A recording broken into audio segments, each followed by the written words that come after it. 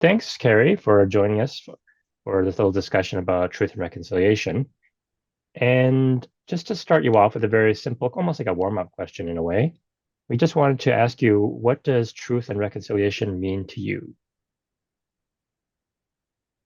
You want short answers, right?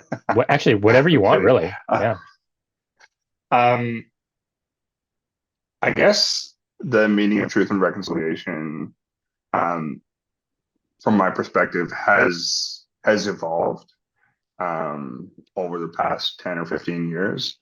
I think that coming into it, when I first started working on the Witness Blanket project, which was really about residential school history, um, I had this idea that by bringing together all these objects that were going to make up this tapestry, that I would be making kind of a visual representation of reconciliation, because my understanding of it then was it was the bringing together of people.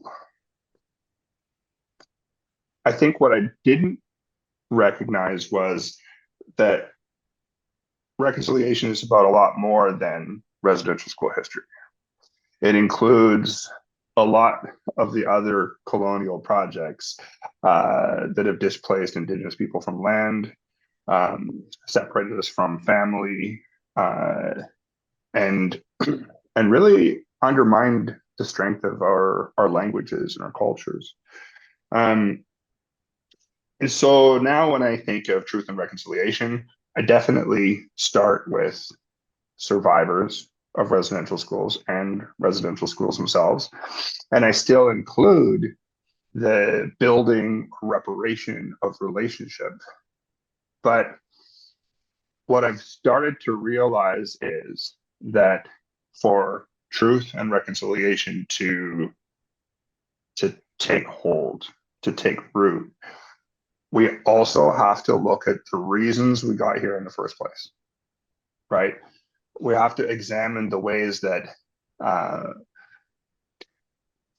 that so many things become systemic, right? I think that lots of people understand how there's systemic barriers for women in business, in a lot of parts of life. Those same systemic barriers exist for Indigenous people. Um, so that's kind of it's kind of where I've been spending a lot of my time thinking about lately. And so now I break it into two categories. One is the restoration of relationships. That's the reconciliation part, or the building of good relationships. The other is the structural reconciliation, the change of systems. And maybe that's a little bit more in the decolonization camp, but you can't I don't think that we can have one without the other.